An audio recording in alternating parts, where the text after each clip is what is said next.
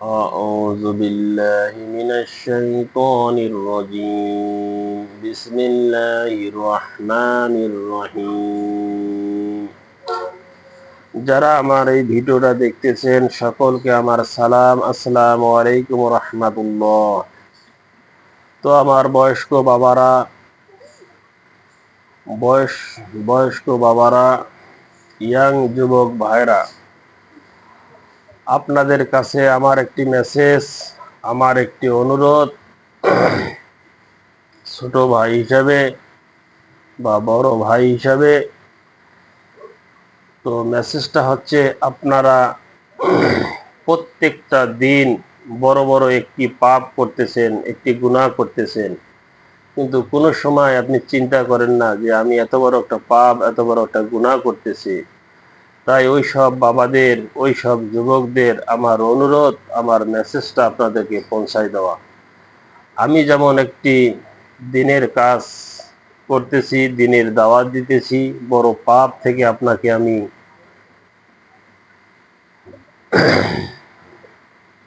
বড় পাপ যাতে না করেন সেজন্য আপনাকে আমি দাওয়াত দিচ্ছি। তো বড় পাপটা হচ্ছে, আমার বয়স্ক বাবারা শিশুকাল থেকে যৌবনকাল পার করাইলেন, বৃদ্ধকালে এসেও আপনি দাড়ি রাখতে পারলেন না। দাড়ি না রাখাটা, দাড়ি কাটাটা বড় একটি কবিরা গুনাহ, বড় একটি পাপ।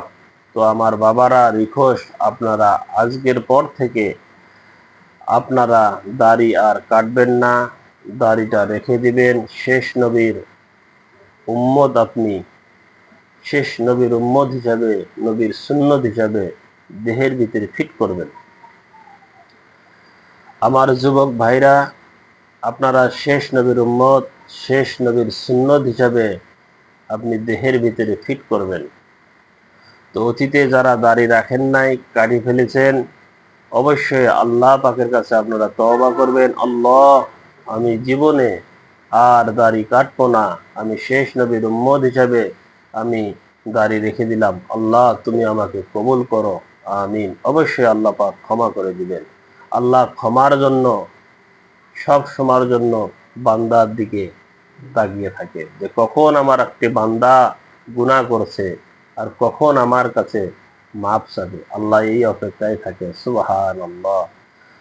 তো আমার এই কথাগুলো